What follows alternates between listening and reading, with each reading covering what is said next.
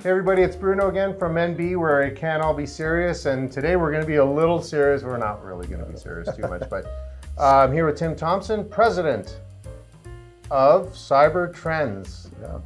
I put that pause for dramatic effect. It's right. Watch the views go up and the likes and this right away. Anyways, we're here with Tim, who's a cybersecurity expert with Cyber Trends. And like the caption says over there, we're talking about this. I didn't even know about it. Yeah. So if I don't know about it, probably a lot of other people know, but they don't know too as a small business owner. Cybersecure Canada.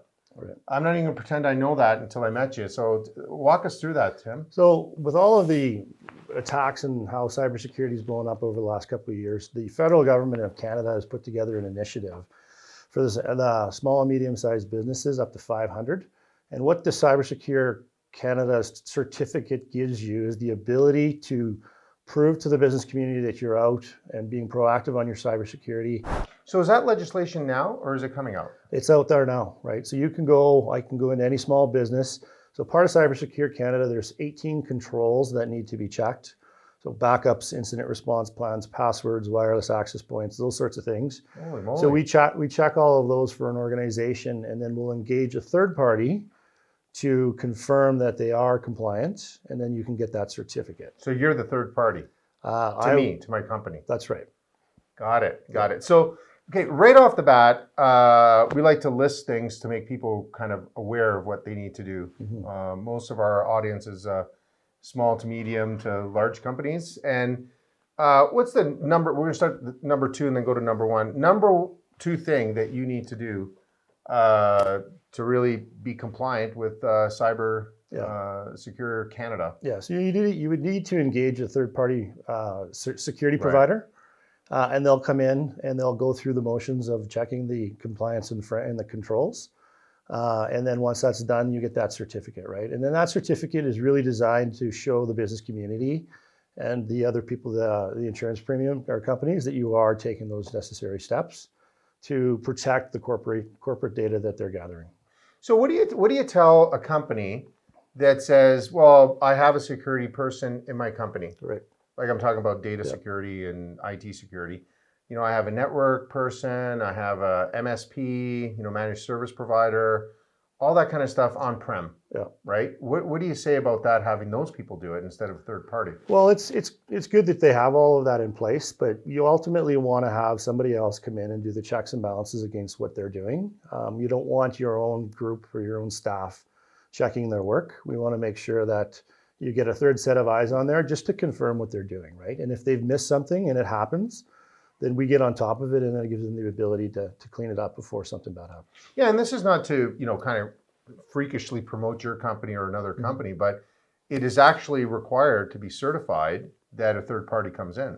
That's right. And so even though you might even have the best person, security person in your company, correct, you're still not eligible for the check mark. That's right. You have to have a third party come in and check that work. Yeah, and to be honest with you, it's just like, what everybody does. You can't be the best of everything. Right. And you only know what you know. So talk about some of the maybe kind of trying to be polite to the people out there that you walked into a company and they said, dude, you know what? My guy is better than your guy. I'll tell you that right now. And then you found 1 or 2 things, and not to embarrass, I don't want names or anything like that. But I mean, it happens all the time, and people take pride in their work, right? So when you do find something, the goal really is to work with the IT group and help get them to understand. Give us an example when it blew up. That's like somebody was for sure, and you walked in. Yeah, I mean, like today, you knew my firewall was down. And we've seen a number of gaps and holes in firewalls that aren't configured correctly,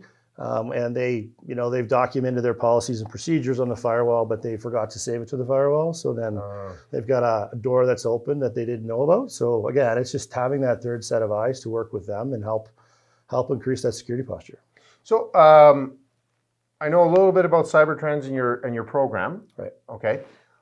First thing I'm going to say out loud is, and this is not just a shameful promotion or anything, it is nowhere near as expensive as I thought it was. No.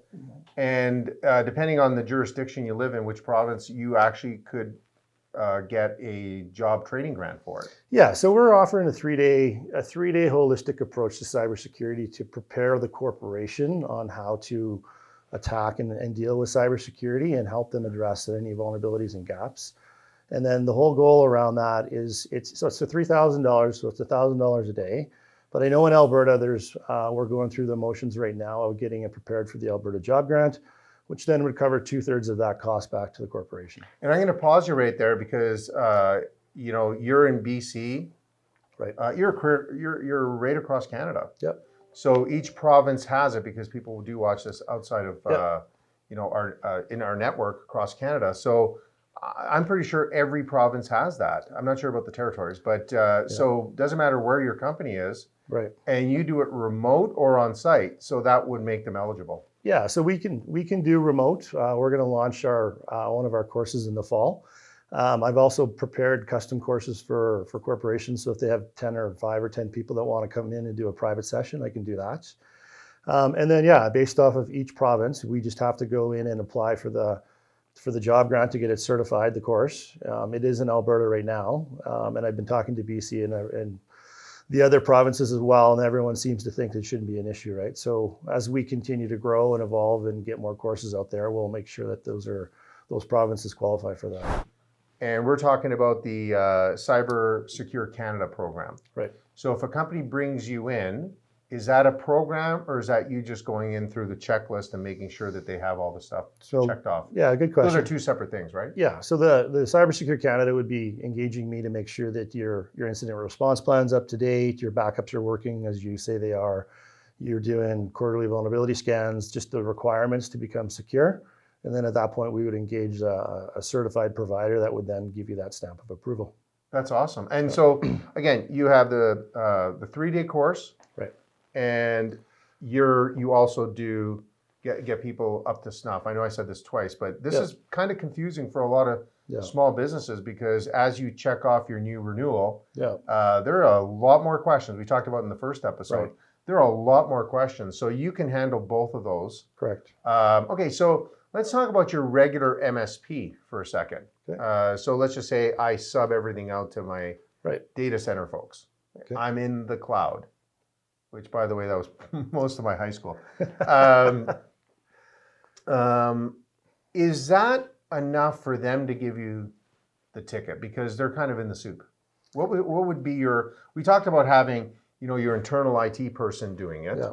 And you said, maybe not the best idea. Yeah. But now you have the MSP who's acting as your internal. Yeah. What's your comment on that? Well, I mean, that's the other thing too. I mean, if you're outsourcing IT to an MSP, you want to make sure that they're doing the right thing and have their checks and balances, right? So again, whether it's internal staff or an external MSP, you should always have a third set of eyes on that, right? And actually the second biggest breach last year was of MSPs. And why did the bad guys do that? Hack into the MSP, get all the passwords of all their customers, and then they just walk through the front door, right? Well, and I do a lot of thinking about this, believe it or not, because I mean, you own a company and you get in trouble and then you're done. Like we talked about ransomware at length there, and I'm no expert. I'm an expert at freaking out at night and saying, "Oh my God, somebody got into it." And it's true, somebody got into our training. This is years ago. Got into our training backup. We had on-prem just this data, memory. Right. And somehow they got into it. We had it backed up 13 times, but it was like a really bad situation. We're like, how in the world? And we had all the firewalls and MSPs and all that. But I think my point I'm trying to make here is that the whole MSP, they're not good, they're not bad. Yeah. But once they become embedded in your company, which they even say, we're partners with you. That's right. We're part of, they show up and they come to the Christmas party and stuff like that. They also know what they know. That's right. So I think from what I understand about the Cybersecure Canada, they really want somebody independent of that relationship. That's right, right. And so one of the other things too that I just popped into my head is that in Alberta, the privacy commissioners of Alberta, if you have a breach that is potentially harmful to an individual or corporation, you're required by law to report that. Mm-hmm. So there's federal, Ontario, Saskatchewan, and BC all run through the federal government, but Alberta runs individually on their own province. So not only do you now have to deal with the downtime and the possible reputation damage, but you need to post that to the federal or the Alberta Privacy Commissioner so that they can get a better understanding of how bad it really is. Mm-hmm. And so reputation damage becomes even bigger. So, if I have a company, say, 100 people, getting you to come in and do the checklist for the secure program, Yep. right? Is it as affordable as your course, or Yeah, it's good question. I mean, it depends. it's not $100,000 or anything? No, like no, that. no. It'll be kind of under $10,000, depending on how big and how many devices And how many problems? yeah, right. So it all depends. If you haven't put any attention into cybersecurity, then there'll be a lot of work to do. And if you've been proactive and working hard, then the cybersecurity checkboxes would be a nominal fee, and just go through it. Yeah, because I'm thinking I'm kind of, that sounds like I'm beating up on MSPs, but I'm not. But most small companies, under 30 or 40, they still need this, That's right. right? So if they're dealing with an MSP, it could be a quick, I'm not trying to demean your business, but it could be a quick checklist with your MSP and say, I got this, I got this, I got this, I do this. You put a report, you get the Canada Secure certificate, and you're off to the races, right? So it doesn't have to be this intrusive audit. No, and it's not. You're exactly it. You can simply ask for. Can you say that again? I'm exactly right. You're exactly right. Okay. Yeah. Bambino. Yeah. You can simply ask for I like this guy. for the evidence that it goes against the controls, and if the MSP has documented it like they should, they can present all the information that they have, and then you're ready to go, right? So I'm going to give the MSP a freebie here, right? Potentially. Can you imagine if the MSP is doing their job? That's what I'm saying. Can you imagine if you walk in and out?